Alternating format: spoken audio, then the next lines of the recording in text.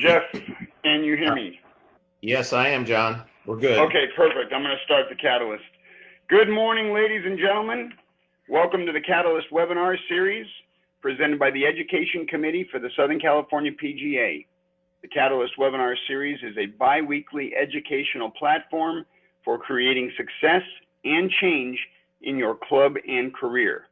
We are very excited to have Jeff Jones, PGA, on the Catalyst this morning.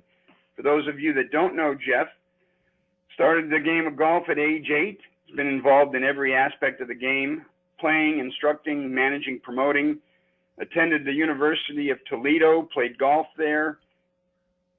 Turned pro when he won the landmark Pro-Am Invitational in Vegas. Continued on to chalk up 17 tournament wins as a pro. He's a disciple of Mac O'Grady and Bob Toski.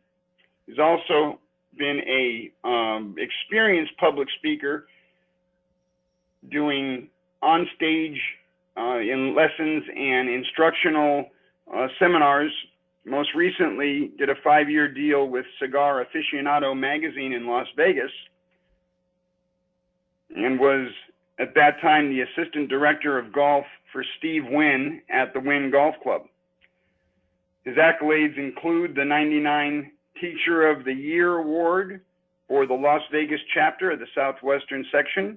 It's the 2011 Northern chapter of the Southern California section Teacher of the Year. And he also has been the head instructor for the Golf Digest schools at Silverstone Golf Club in Vegas. He's also been a regular guest from 96 to 2002. He was a regular guest on the Golf Channel's Golf Academy Live. And we are delighted to have Mr. Jones with us this morning. Jeff, good morning. Welcome to the Catalyst webinar series. Hey, John. Good morning. Welcome you as well, and thank you. Thank you, sir. So it's all yours. Take it away. You got it. Before I get started, I would like to say that to understand what has gone on, it's really my life between the age of 8 and 30. And I moved out of Toledo, Ohio in 1980. I also played golf for the University of Toledo in 1980. I believe it's at 1977 in my PowerPoint, but it's actually 1980. And the things that led me down this road to actually become a PGA member was not my first intention. My first intention was to play the game of golf at an exceptional level. I wanted to be a PGA Tour professional. That's the number one thing that was on my mind. And sometime in 1985 or so, I met Charlie Sifford, and we had this really great conversation.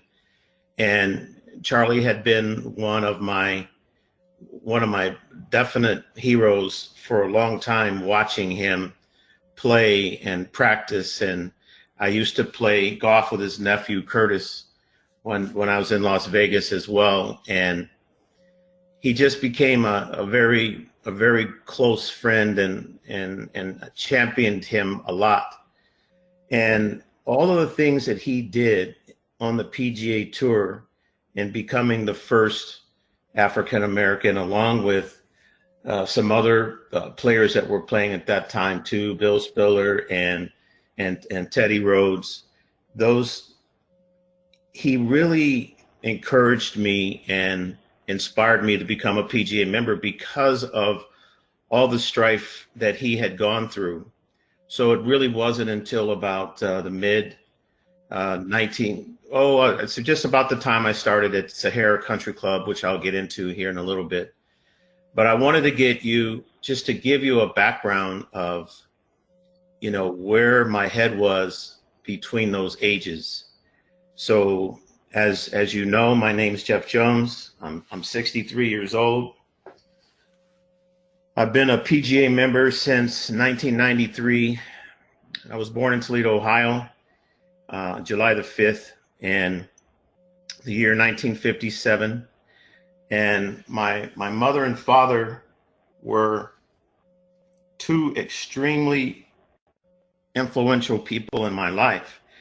So they both graduated from college, and my father was very much a business person, and he was an economics based guy, with my mom being based in education. For a long time she was a elementary teacher, became a vice principal, was math lab coordinator for Northwest Ohio. She's a very smart woman who I miss and love dearly. The and these, between the mix of an education side and a business side, you have this guy named Jeff Jones. And without these two, very, very extremely great parents, I would not be where I am today at all. So this is my world from age 8 to 30. And next slide, please.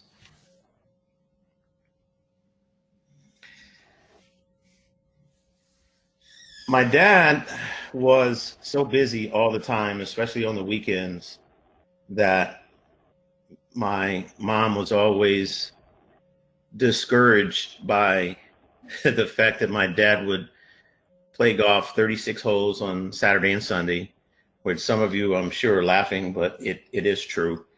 And because, as you know, when you play the game, you become such an addicted junkie, trying to get better and better and better. So she actually forced my dad to make sure that I went with him, because I was the eldest of two, and I have a younger brother named Jody and a younger sister named Joycelyn, and it was my job at that time to hang out with my dad, which I really, really did. And on the weekends, it didn't matter how long he was at the golf course. He was there with his friends, and who were all doing similar things that my father did, or school teachers like my mom. And it was just his group of guys that he played with, and they played all over the place.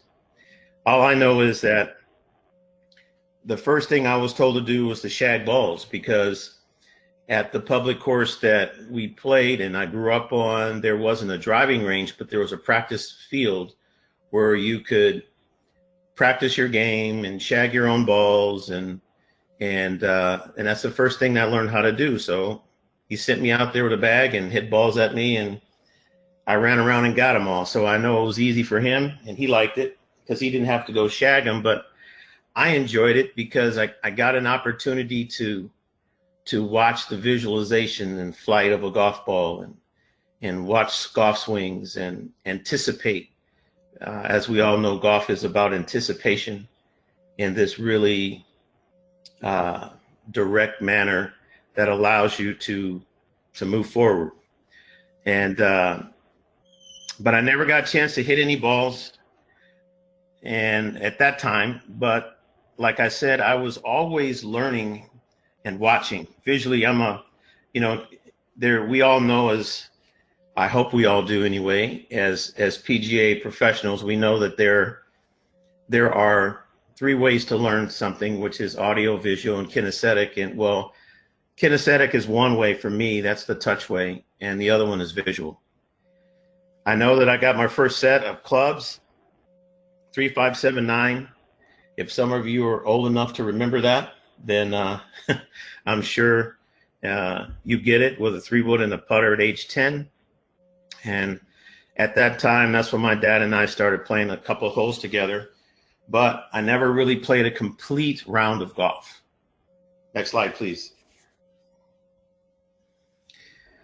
My first round of golf was with a group of gentlemen called the Western States Golf Association, and it was an amateur association of black amateurs that played in the states of Ohio and Michigan, and they hosted about 3 or 4 events each summer. And in those events, they made sure that they had one for sure, sometimes 2 junior golf tournaments that were associated along with that, with their men's division and women's divisions as well. There weren't a lot of young black kids at that time playing the game, but every once in a while there were quite a few. So the first time I played, there were only 2 people in the junior flight. At age 10, I shot 135, and I can remember on the 18th hole, I had to get over a creek, and I must have, I don't know how long I was there, but I know I ended up getting a 17 on that hole. And as I was walking up the fairway, one of the officials said, he says he couldn't believe that I actually kept going across the creek, walking across the bridge, and taking my penalty, and I kept playing and I kept playing. And he says that's the most craziest thing I've ever seen. And I didn't know any better. I just knew that in order for me to get a score on the hole, I had to finish with that ball. So that was my thought process. I knew I was hooked at that point. I wound up taking second place because there was only 2 of us in the tournament. And I think the other kid shot 83 or something like that. And he was also about 3 or 4 years older than I was, but it didn't really matter because I actually got a chance to play a tournament. And I was so happy that I got that opportunity. Well, needless to say, I got better and better. And I broke 80 for the first time at age 12. And at that time, you know, from 10 to 14, I was playing in the junior division. And there weren't any kids that were shooting as low as I was in the junior division. And I decided, and my dad decided, that I should move up. So starting at age 15, I started playing in the men's championship fight. Next slide, please.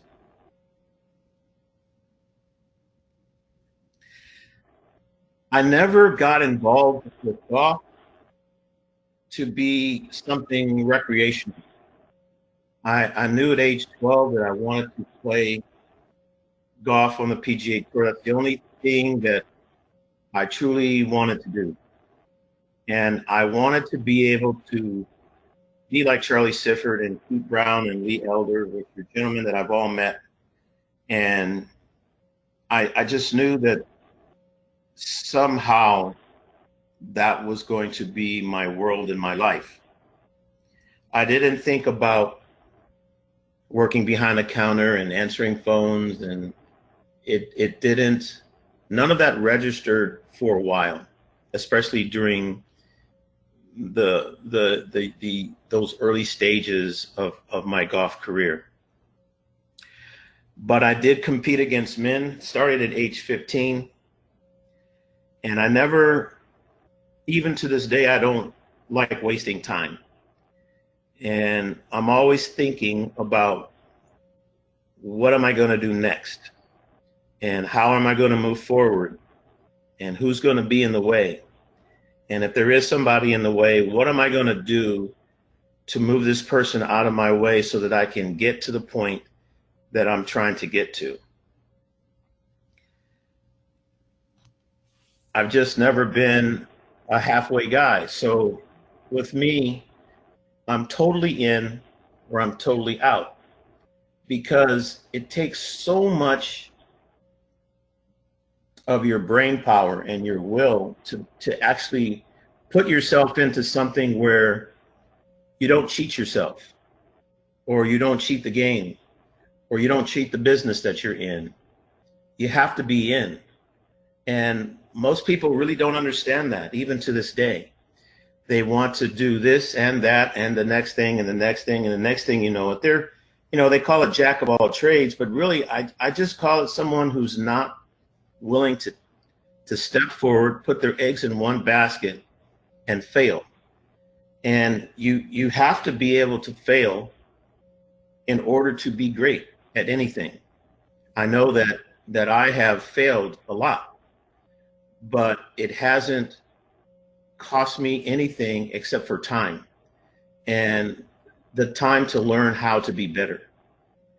And there's a lot of benefits that come with the energy and the hard work that you put into something that you love or something that you do. Next slide, please. So moving forward, and as I stated earlier, I'm sorry, since 1977 was 1980. And it was my last eligible year to play. And I wanted to, one of my really good friends by the name of Ed White was on the tennis team. And Ed White is not white. he's a young black man. Well, he's not young anymore. We're both old. But he encouraged me to go out for the golf team. He said he thought it would be really cool because he knew that I knew how good he was at tennis as he knew how well I played the game. So in order to do it, I had to meet with the Board of Regents. They had to assess my grades, and they said, sure, your grade point's good enough to be eligible. But all of these levels they were slow playing me because they didn't want me to try out for the team because they knew that there were problems. And the problems were that at Toledo Country Club were Greg Fish and Don Kochnick. Well, Greg Fish wasn't a professional there; he was assistant to Don assistant coach for the golf team. Well, Toledo Country Club didn't allow any blacks, as there wasn't one country club in Toledo, Ohio, in the 70s or 80s that allowed any black members, any black play. Even though I lived very close to Inverness, I couldn't play. And it was their way of trying to discourage me, but I kept moving through them as well. And to the point where I wore out the Board of Regents, and they said they'd get back to me, and they did. And they told me that to go talk to the golf coach, Don Kochnick, when all of my other friends were telling me to, Jeff, why don't you play football or basketball? I did play basketball for Kent State University for my coach, Rex Hughes, my freshman year, and then went back home to the University of Toledo after Rex Hughes got fired from his job because I walked on the basketball team. And I was an all-state quarterback in 1974 in Ohio. Next slide, please.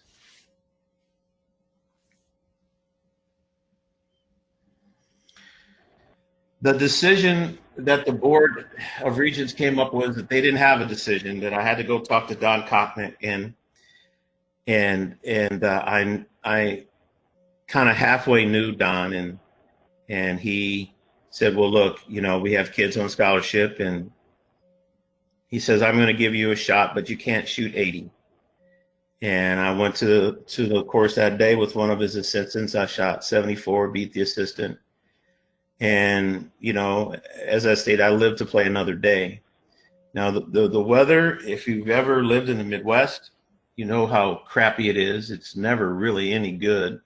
It's either too hot and humid, it's always raining, or it's always snowing. And, you get these like 7 great days through the year, and that's about it. But during this season, we were, Toledo had just come off the worst winter in its history, where it had over 300 inches of snow in 1979. And we were still feeling the effects. A lot of the some days that we practiced, we couldn't even play 18 holes because it was covered with snow. And I'm out there trying to do the best I can not to shoot 80. And, thanking God's other days that when we only played 13 holes, I didn't have to worry about shooting 80, except for, when the 18 holes were up and were available. And the temperatures are often pretty cold. As I stated too, that, it wasn't open to blacks. The most unfair thing that I've ever witnessed, along with, some of my teammates that were walking was the fact that one day, one of the residents that actually lived on the golf course at Toledo Country Club, she came out, picked up my ball that was in the fairway, and just walked away with my ball back to her house. Now, of course, that's stroking distance, and I had to play it that way.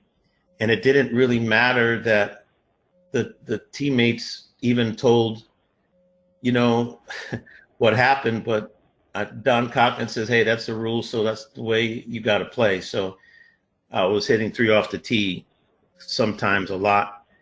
And, you know, those people were there to remind me that I wasn't welcome. Next slide, please.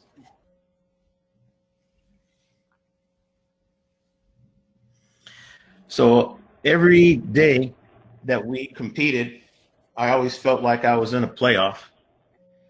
And I had to deal with the course and the weather and members on the course and 80 and I managed to stay with the team for about 4 weeks, about a month, maybe a little bit more of a month.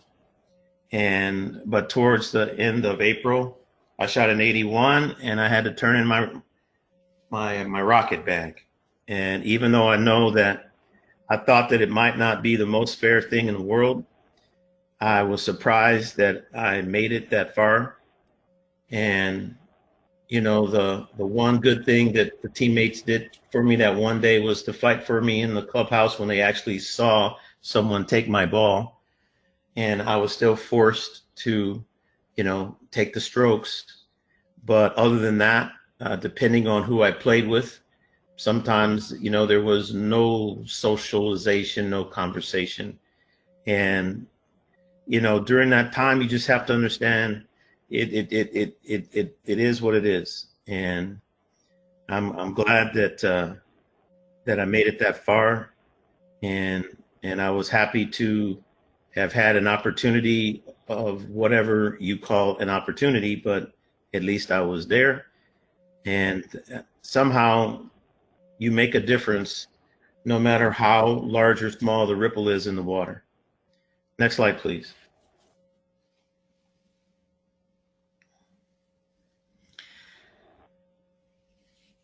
I remember getting my first Golf Digest magazine and Golf Magazine and Golf Illustrated. And I would read these magazines all within one day, and I'd have to reread them for the whole month because I was so excited when they came. And the summer of '77,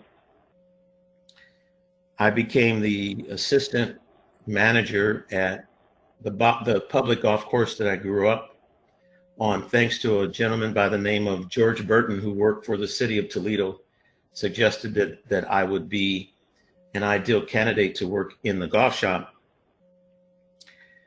And now, obviously, I never wanted to give up my amateur status at that time. I wasn't even prepared, I thought, to be a golf professional, but it was a great summer job, and I was able to play golf at many golf courses all over the city, and I didn't have to pay, which was really cool.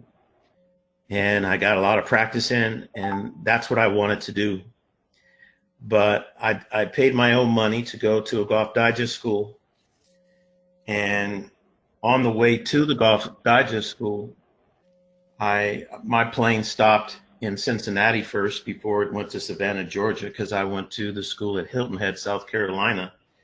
Well, Bob Toski got on the plane in Cincinnati. I recognized him instantly, and the flight wasn't very busy. I introduced myself to him. He told me, sit down next to me. He said, sit on down, let's talk. And we talked the whole flight. And what a great human being this guy truly is. And he was extremely beneficial to me. And we talked the whole way. We shared the cab ride from the airport to Hilton Head. And he was so impressed with me that they gave another school the next week, and he asked me if I wanted to stay after our school was over. And I didn't hesitate to say yes. And he said, I'll have to put you to work. You mind? And I said, not at all. So I did a lot of ball shagging and a lot of listening and learning. And but Davis Love and Pete Costas, Hank Johnson, John Elliott, they were all at the school. And it was interesting that Davis Love, no matter what I did to have a conversation, or when he had to give me his private session, and I'm not going to call him rude. I'm just going to say that he was just a guy that just didn't want to talk to me, and it didn't matter what I did. He was not a happy dude. And but all the other instructors were great. I enjoyed that week tremendously, in spite the fact that I was unable to establish a relationship with Davis, because in my whole world is you have to establish that relationship, open communication. You have to engage, and I've always been that way, and I just never really understood why he didn't. I mean, I understood why, but I didn't understand why I couldn't win him over.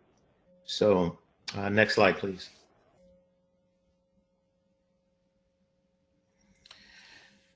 So my big move in my life was to move from Toledo, Ohio. I quit college because I just thought that I was going to wind up teaching English, because my mom was an English teacher, my mom was a school teacher, and she told me how, she said, you write so well and you do everything, you'd make the best English teacher. I'm like, Mom, I don't really want to do that. I just want to follow, I want to follow the sun, just like Ben Hogan did. And for those of you who don't know what that means, it was a book that was turned into a movie, and about Ben Hogan's story called Follow the Sun. And I knew that my best friend's parents lived in Las Vegas. He was a doctor. Rick and I grew up together, and we went to college together, and we're still best friends to this day. And so I stayed with Dr. Winnie and Mrs. Winnie, and they took me in, and I was able to move to Las Vegas and work on my game and practice every damn day. And that's what I did. Well, it wasn't until 1977 that Las Vegas, integrated schools. And any of you who understand their education system, in 1954, Thurgood Marshall won a Supreme Court decision regarding the Board of Education. Separate educational facilities are inherently unequal. Well, and moving there in 1980, that was only 3 years after they had integrated schools. And I didn't know that literally until I almost moved out of Las Vegas. I just happened to be watching the news one day and I found that out. And I understood why it was so difficult for me to get a job. And like I said, it took 3 years to get a job. And the first job I got was a job I had to work for free for about 6 months. Next slide, please.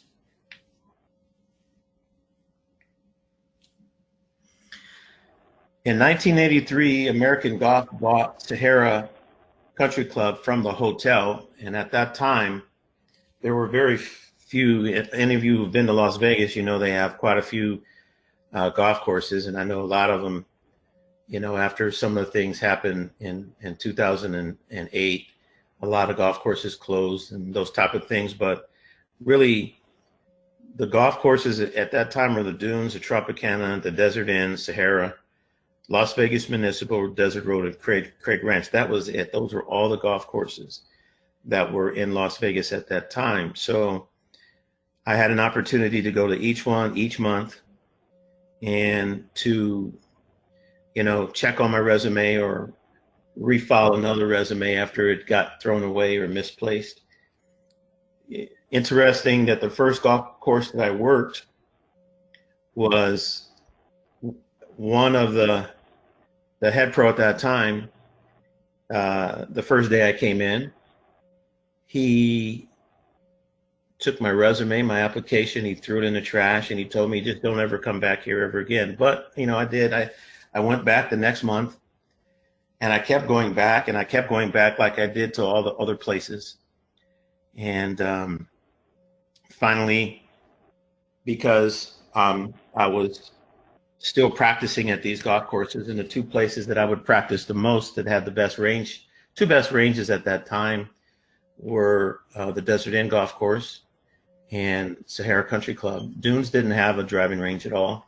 Tropicana's was extremely small. And the three public golf courses were the most disgusting places I'd ever seen in my entire life. And so there was no point in even practicing there. And so I was finally offered a job in outside services picking balls. Next slide, please.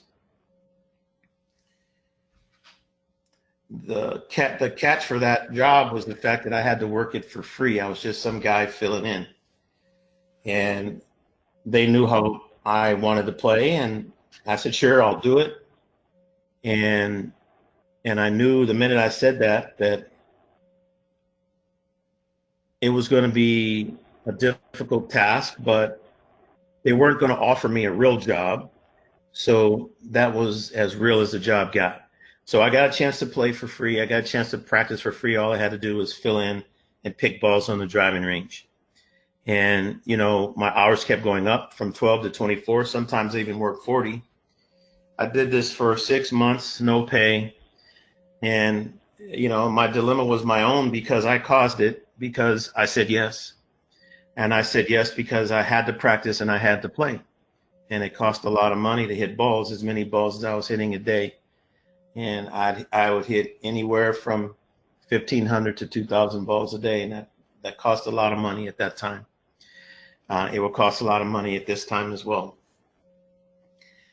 And but one day, while I was in picking early, there was a assistant who had the same problem that many people in Las Vegas have, is that they either drink too much or they love to gamble, and it makes them late to work. And he was always late to work. And the head pro told me to go home and change my clothes and come back to work. Next slide, please. He asked me if I wanted to work in a shop. I didn't hesitate. I said yes. And and I haven't really stopped working in golf until last year, May of 2019. And I call them the dinosaurs that were there at that time. I outlasted a lot of dinosaurs in the no era of all the no's that I got. And I was hired by a shop manager. She was really great, and we got along perfectly fine. And I would go out and play golf sometimes with her husband, and I'm a sponge. I want to know everything. I want to learn everything. I want to do everything, and I want to be really good at it. And Tammy she was very good in teaching me so many good things of how to order and do budgets and tournaments, cash controls, hard goods, soft goods, that kind of stuff. And so finally I'm working for $5 an hour in 1983. Whoopee, good thing that it was a cheap living in Las Vegas. Or I should say inexpensive. How's that? Next slide, please.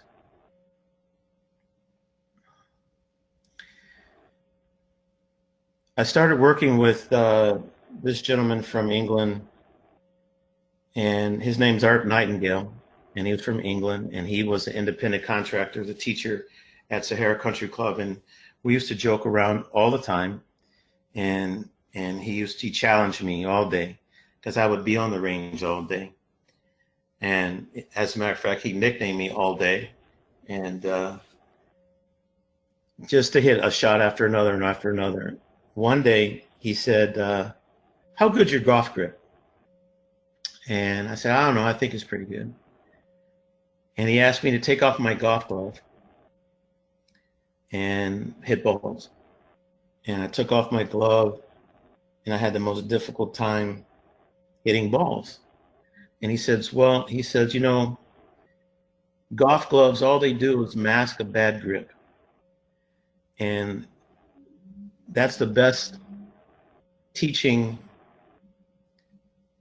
instruction, or guidance that I've ever received in the game of golf, because to this day I don't wear a golf glove. And he was right. All the golf glove does is help you to hold the club the wrong way, as tight as you want to, and you can get away with murder for a minute until you actually have to hit a shot. But Art helped me to see that teaching and playing were two of the biggest passions that I had in being involved with golf. I wanted to be able to compete in tournaments, so I got into the PGA program as quickly as I could. And with Bob Toski being there for me, and Art being there for me, I thought that this was definitely going to be a better way to put money in the bank, because $5 an hour is not going to do that. And I knew that economic basis way back then. So I know that I've always enjoyed the game, and I always have enjoyed people, but it was time for me to really almost decide what I wanted to do. And that time got closer and closer. Next slide, please.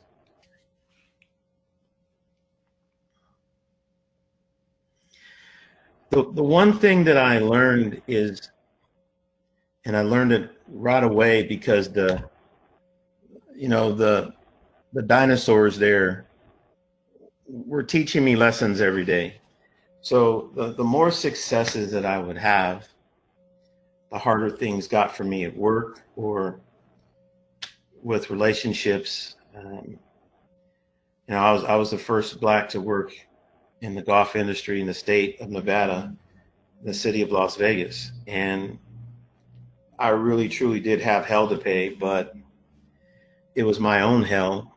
And I was encouraged and determined to beat every dinosaur that came my way. And, a lot of chapter events I wasn't invited to, because they said, well, this is an invite, so you can't come to this one.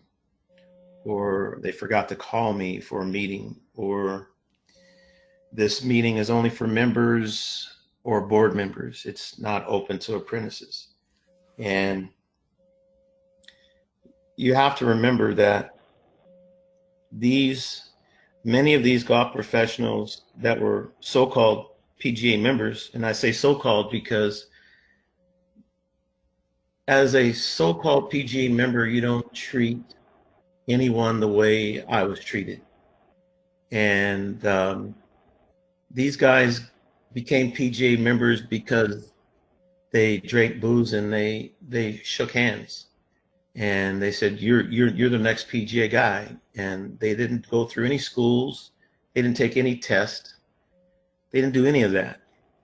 It was just a handshake and some scotch or whatever they were drinking. And this was the PGA at that time. Whether you liked it or not, there wasn't a damn thing you could do about it anyway. So you were either going to continue to do what you wanted to do, or you were going to quit. And of course, they wanted me to quit, but I wasn't going to. And I was just going to do what I had to do. And there were a couple of PGA golf professionals that were on my side, and we played a lot of golf together, and we had a good relationship. And, you know, but I knew that if I bitched, moaned, complained, tried to turn somebody in, that my world would be over in a heartbeat, because the guys that drank scotch and shook hands outweighed the guys that were like me. Next slide, please.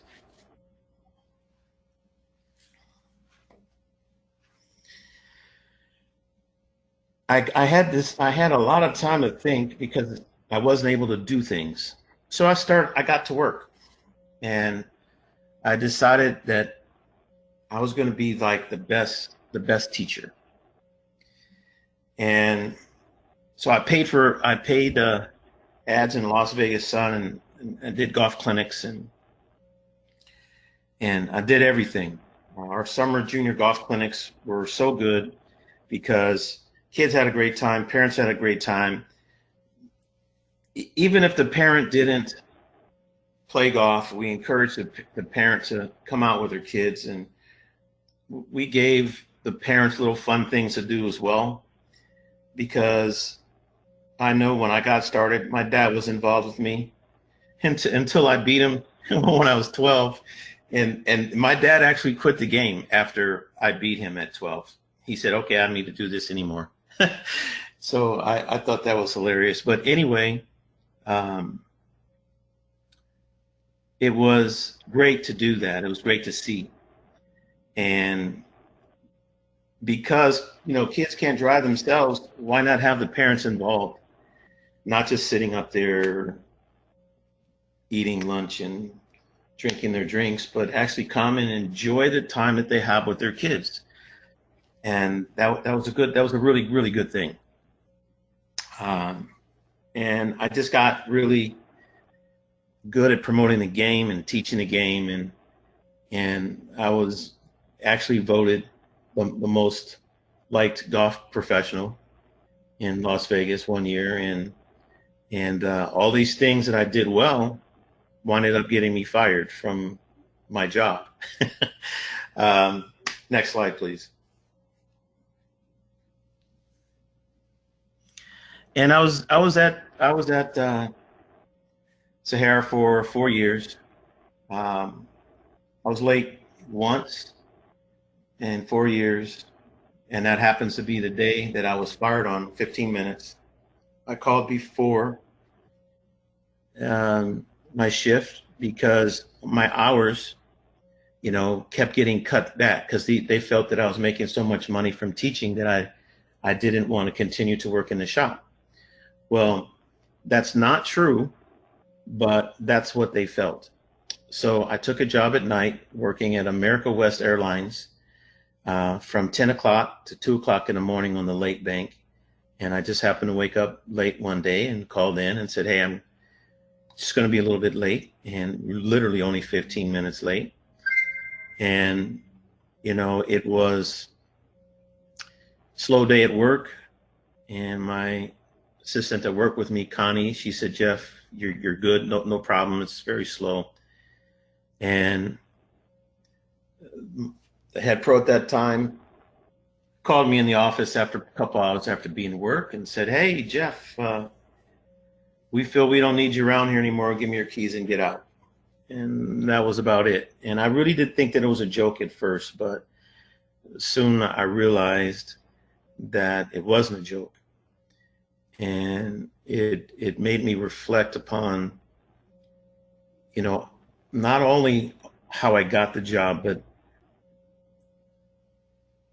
what I had to do in order to keep it, and how I had to maneuver myself into positions to make more money, but to do it in an honorable way. I didn't do anything illegal. I just decided to work 7 days a week and I would work from 5 o'clock in the morning until as long as there was daylight, because we didn't have lights at the driving range. Because if we would have, I would have stayed until 11, and that was just me, um, and I'm still that way now. So next slide, please.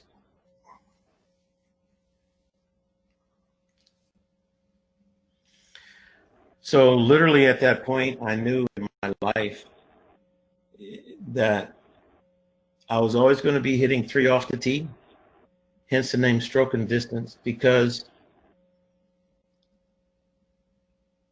people could not get over color. And the ones that really made decisions about whether or not you worked or not, and the position that you held, in Las Vegas, they had a great reign and a great power over everyone that was around them. And they weren't going to have some young black kid be the best teacher in Las Vegas or the best player in Las Vegas. They weren't going to have that because they didn't want to have another one. So it was just something that I knew that I was going to have to deal with for a long period of time. And when I asked the head pro that fired me, hey, listen, I have all my clinics filled, and I'd like to be able to continue. Can I give my lessons, and then when I'm done, I'll be gone? He said, no, you can't do that, and it's time for you to go. And I asked him, I just said, hey, listen, is there any other way? He said, look, I don't really care about what your issues are. So I went to another golf course where the pro was pretty friendly. First thing he asked me, he said, are your clinics full? I said, yes. And he says, well, I want 75%. You can give out your clinics and the rest of your individual lessons, and you can stay until it's over. So of course I said yes, because I didn't really have another choice. The proverbial foot on somebody's neck, and choice means you have options. Options were either pay these people back or don't teach. And so many of my clients really wanted their lessons, so I gave them. That's what I wanted to do, and that's what I should do. That's the professional thing to do. And I really started to wonder if this was what I was supposed to be doing in my life. I really thought about, how difficult it has been, but what made me stay in golf were the people that paid their money to me, telling me how much better of a golf professional and person I was versus the pros that were there. And I knew at that point that I'd made a difference. So it wasn't time for me to give up. It was time for me to keep going. Next slide, please. So little did I know that this young tour player named John Cook, whose father was Mario Andretti's agent, was born in Toledo, Ohio, about 87 days later. And it's just interesting for me to think that in 1957, we were both born. And I remember reading in Golf Digest magazine that Mario Andretti got John Cook while he was living in Palm Desert. He got him a Porsche black for his 16th birthday. And I was like, how in the hell are you going to compete against that? Well, life is just funny. And sometimes it's just not fair. but I teach my kids every day to erase the word fair from English language, because there is no fairness in life, even if you're an animal. It is what it is. So it's just, it's a crapshoot.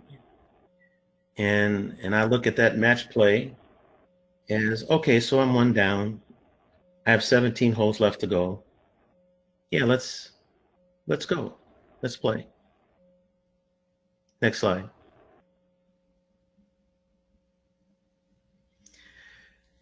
Well, I want to thank you for listening to my world from 8 to 30. And because obviously there's way more than that.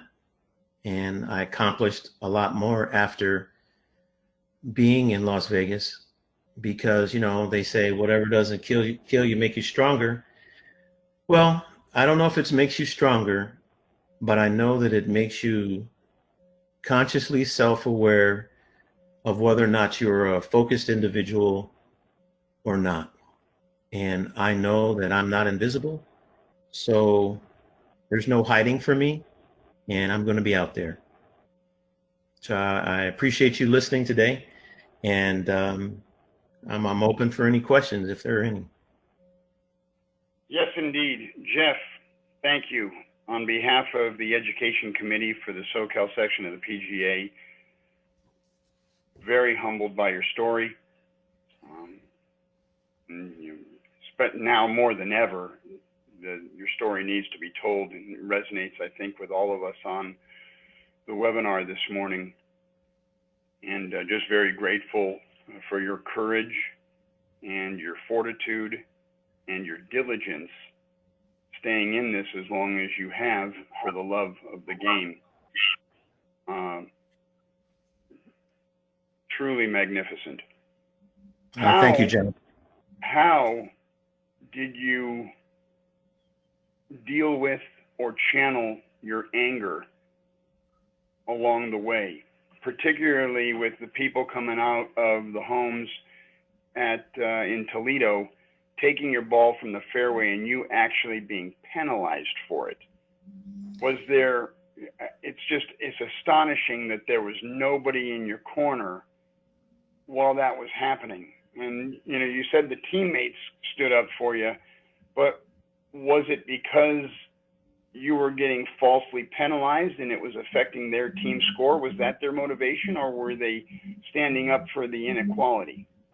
I'd like you to, I think we'd all like you to allude on how you handled your anger, because many of us probably can't understand why you weren't more vocal and angry and downright physical in a lot of situations.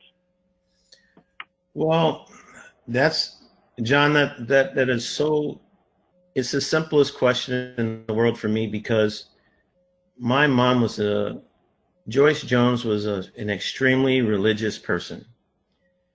And her mother, Trova Thomas, my grandmother, taught me to treat everyone with respect. That's number one. They taught me that when people stop talking about you, then you got a problem.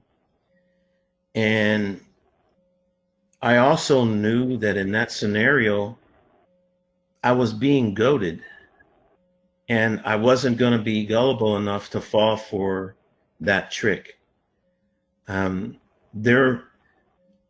always going to be the first example. I don't want someone to say, see, this is why we're not going to allow blacks here, is because he's violent like black people are supposed to be, or I'm not going to be that stereotypical person. And my mom, more than anybody, taught me how to do that. Now, I honestly believe that the teammates at that time, they were shell-shocked because they couldn't believe somebody would do that. So they were, whether or not they were standing up for me, they were just like, Coach, I can't even believe she came out there and got the ball. I don't, because they do it every day and it never happens to them. So I'm not going to be that stereotypical person that you think black people are. I'm not going to be the first to mess it all up for everybody else that's after me. My mom and my dad at that point taught me that whatever you do reflects upon your brother and your sister. And being the eldest, there was an extreme amount of pressure on me to do things the right way.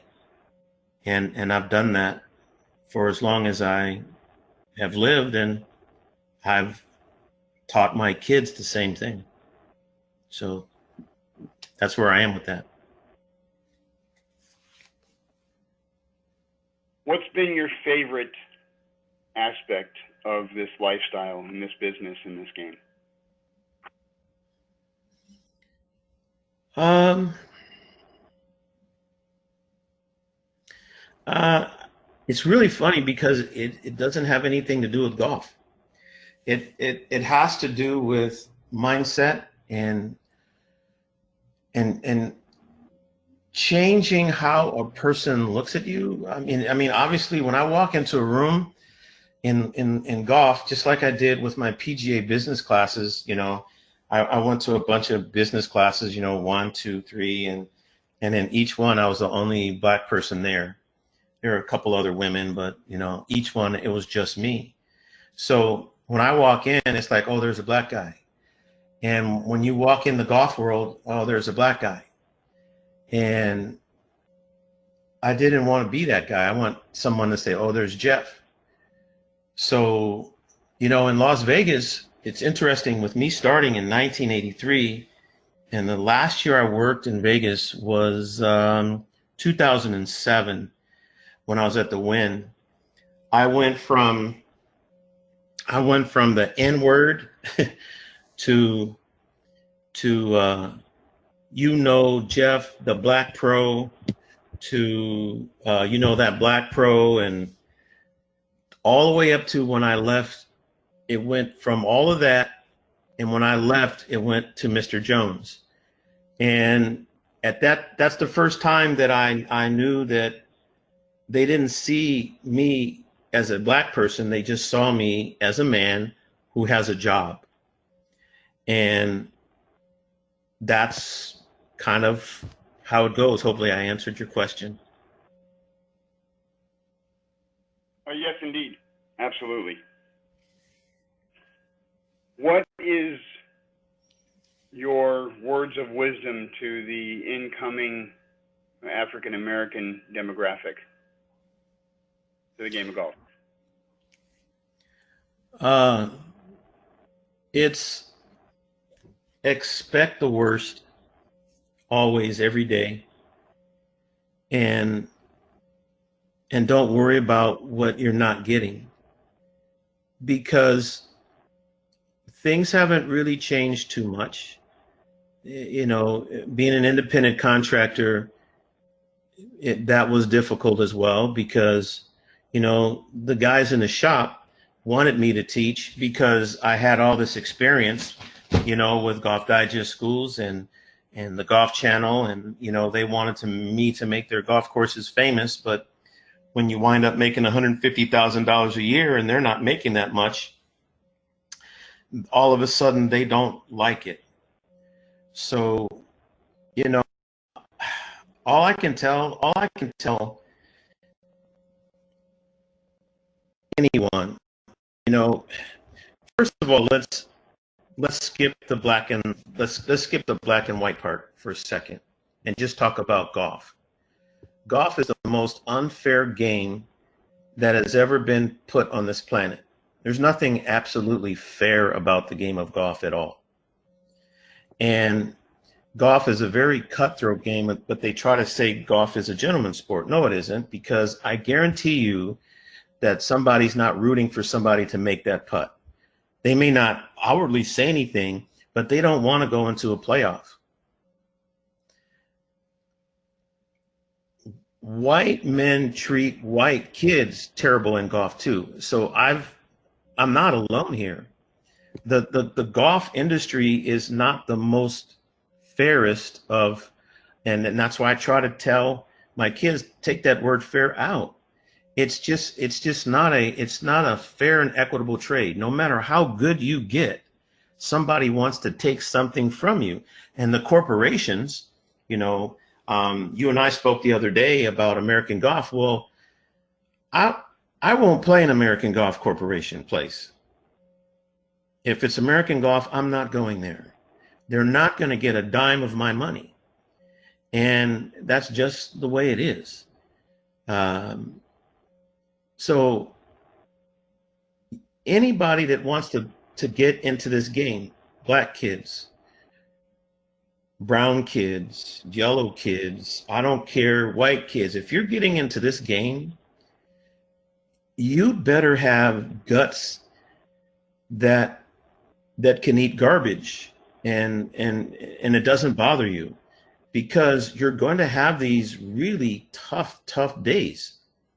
It's not donuts and sprinkles. It really isn't. It's an industry that doesn't pay you a lot of money, that doesn't give you a lot of credit, that takes from you more than it gives to you.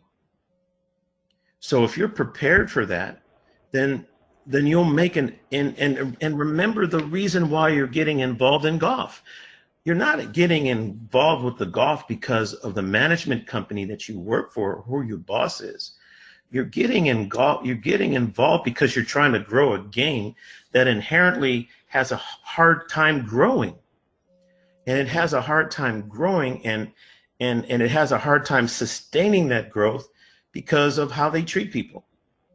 So until we get more people like me that really want to promote the game of golf to whomever walks through the door, golf is going to be a challenging industry. Does that make sense? Indeed it does. Indeed it does. Jeff, that's all the time we have this morning on the Catalyst. Want to, again, on behalf of the Education Committee for the SoCal PGA, thank you so much for coming on and telling your story. We are definitely going to try to get you to come on again in the near future, because sure. Like I said, now more than ever, your story needs to be told for all of our benefit. It would be my honor. Thank you, Jeff. Thank you very much. For everybody on the Catalyst this morning, thank you for being here. Join us next Thursday with Craig Marshall. The title of his presentation is "Title is Your Role." As a coach and as a mentor, Craig Marshall he's a CMAA member and has a consulting firm that's focused on member services and customer service. We're looking forward to having him on the webcast next Thursday, 8 a.m.